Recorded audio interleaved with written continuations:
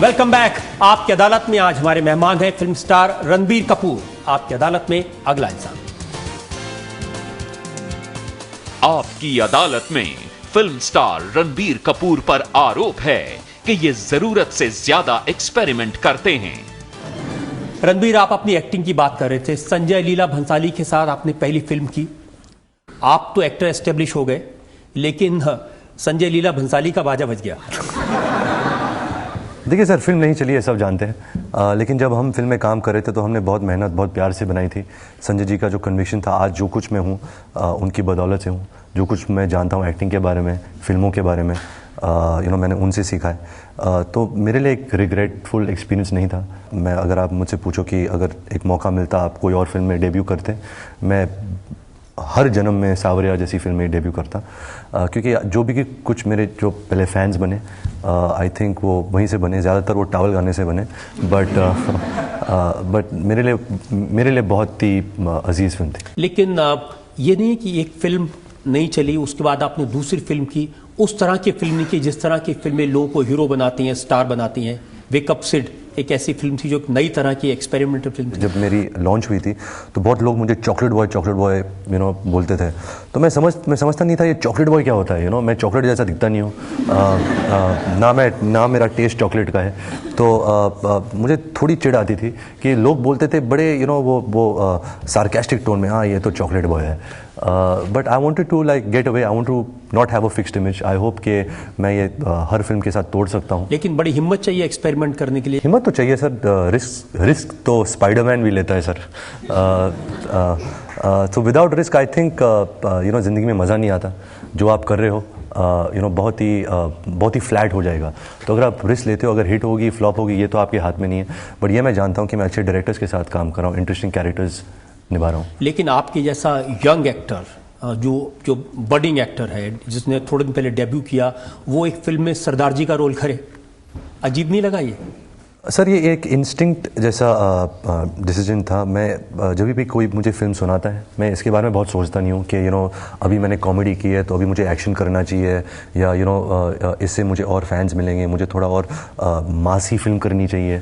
अगर मुझे कुछ पसंद आए, अगर मेरा दिल कहता है कि हाँ ये अच्छा होगा, तो मैं कर लेता हूँ बेझिझक। कैसे फैसला? आप खुद फैसला करते हैं या अपने पेरेंट्स से बात करके फैसला करते हैं? नहीं, अभी तक सर जो भी फिल्में मैंने साइन की है या की है, ये सब मैंने खुद डिसाइड किया है। मेरे पेरेंट्स इंटरफेयर नहीं करते। अगर मुझे कुछ कन्फ्यूजन है तो मैं जा सकता हूँ उनके पास, लेकिन अभी तक तो कुछ कन्फ्यूजन नहीं हुआ है। जो राजनीति में आपका रोल था, मुझे ध्यान है काफ़ी मैच्योर रोल था, उसके लिए खास तैयारी करनी पड़ी थी? देखिए सर, प्रकाश जी जैसे आप भी जानते हैं, उन्हें बहुत नॉलेज है, बहुत समझ है इस दुनिया के बारे में, जो पॉलिटिक्स की दुनिया है, फिल्मों की दुनिया है। तो जो मैरिज है वो खुद करके मेरे पास आए थे।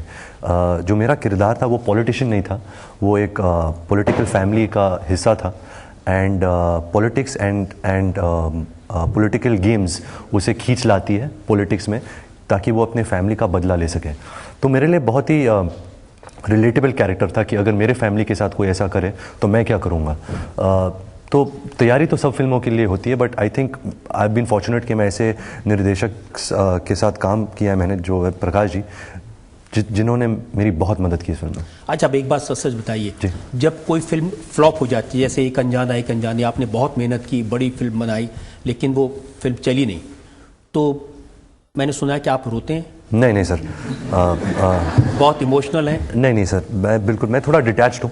जब मैं फिल्म में काम करता हूँ तो मैं दिल लगा के काम करता हूँ, लेकिन जब ख़त्म हो जाती है फिल्म, क्या है कि हम 100 दिन एक फिल्म सेट पर काम करते हैं, तो वो जो लोग हैं वो आपकी दुनिया बन जाती है। फिर फिल्म ख़त्म होती है, फिर आप अगले फिल्म पे चले जाते हो, फिर नए लोग आते हैं, वो लोग आपकी दुनिया बन जाती है।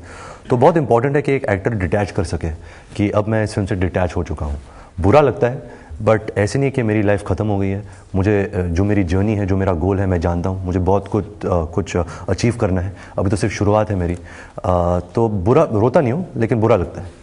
अब लोगों को इंतज़ार है रॉक स्टार का, और यहाँ जितने लोग बैठे हैं, जो लोग ऑडियंसेस को देख रहे हैं, वो आपसे जानना चाहेंगे कि क्या है ऐसा रॉक स्टार में? मैं हूँ।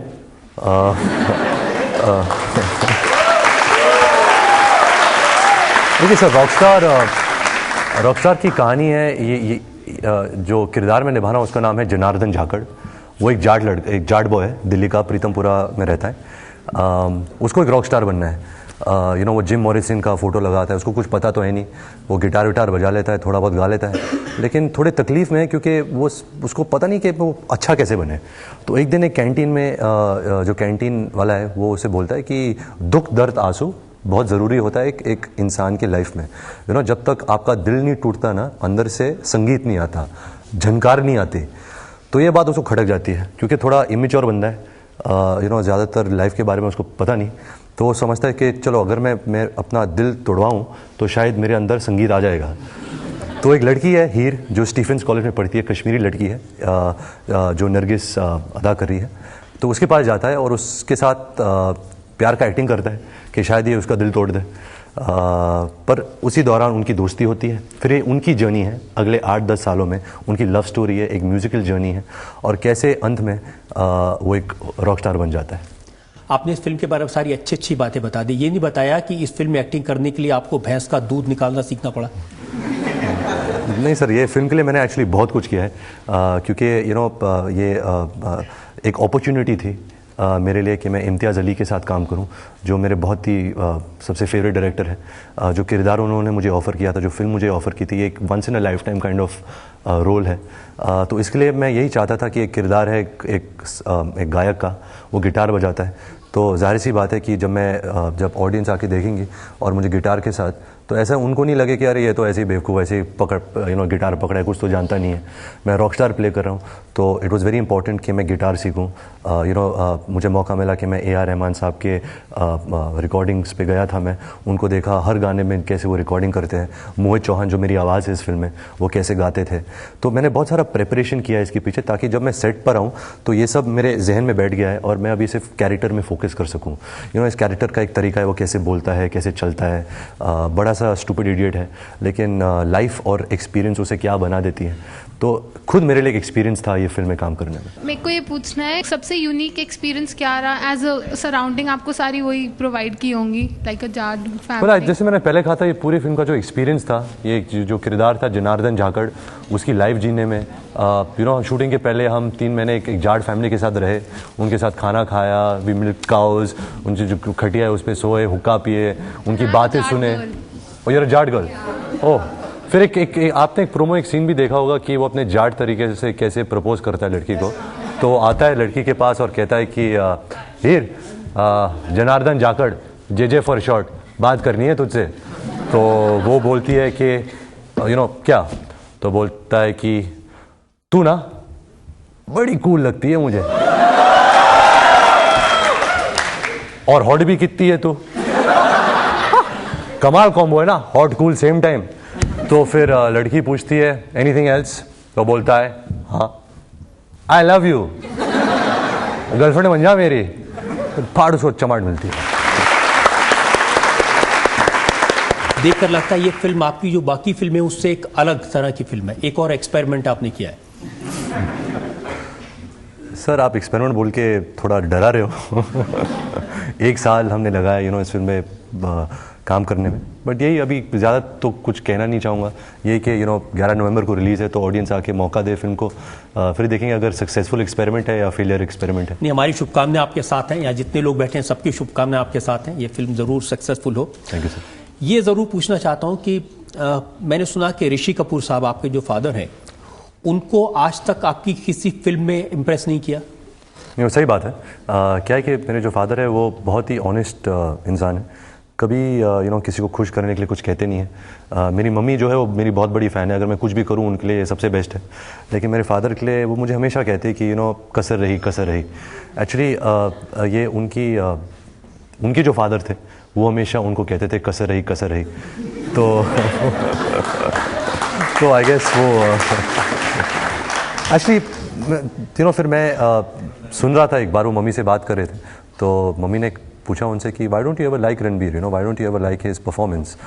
सो he saying he got reminded of a story कि his father had told him कि एक लड़का था, एक यंग लड़का था, वो एक टाइट रोप पे चलता था रोज़, और उसके फादर के साथ रोड पे, और लोग जमा होते थे। तो हर रात एक अच्छा शो करता था और लोग तालियां मारते थे, बहुत पैसे कमाता था। तो हर रात अपने फादर से पूछता था कि कैसी रही बाबा, कैसी रही, और बाबा कहते थे कि कसर रही, कसर रही। तो बहुत दिनों के बाद बहुत सालों के बाद ये सिलसिला चलता रहा। तो एक दिन वो अपने बाबा से पूछा कि मैं हमेशा इतने मेहनत से काम करता हूँ, इतना अच्छा करता हूँ, लोग इतना खुश होते हैं मेरे से, आप क्यों कहते रहते हो कि कसर रही, कसर रही। तो फादर कहता है कि जिस दिन मैं कहूँगा कि बहुत अच्छा था, उस दिन ध्यान चला जाएगा, फोकस चला जाएगा और तुम शायद रोप से गिर जाओगे। तो आई थिंक ये जो इसके पीछे जो सोच है बहुत गहरी है, and I just respected the fact कि शायद वो परफॉर्मेंस अभी मैंने दिया नहीं है जिससे मेरे फादर इम्प्रेस हो सके। लेकिन कभी उनसे जेलसी नहीं होती आपको? उनकी पहली फिल्म, उनको राज कपूर साहब जैसे डायरेक्टर के साथ काम करने का मौका मिला और बॉबी उनकी पहली फिल्म सुपर डुपर हिट हुई थी। बिल्कुल, बट वो ये भी कहते कि बॉबी के बाद उन्होंने कुछ 7 फ्लॉप्स दी थी और सडनली जहाँ जिस मुकाम तक वो पहुँचे थे बॉबी के बाद, वो सब ख़त्म हो गया था। तो you have to start from scratch, फिर से मेहनत करना पड़ा, अच्छे डायरेक्टर्स के साथ काम करना पड़ा, एंड देन आहिस्ते आहिस्ते उन्होंने अपना स्टारडम बढ़ाया। तो रणबीर, हमारी शुभकामनाएं रॉक स्टार के लिए, ये फिल्म सफल हो, बहुत बड़ी फिल्म बने, लेकिन इल्जाम मेरे पास भी बहुत सारे हैं। एक और ब्रेक के लिए हम रुकेंगे और ब्रेक के बाद आपकी अदालत में रणबीर कपूर पर जनता के इल्जामात का एक और दौर। 5वां अफेयर था वो प्रियंका चोपड़ा के साथ। कभी कभी मैं सोचता हूँ कि काश ये सब ट्रू होता, लेकिन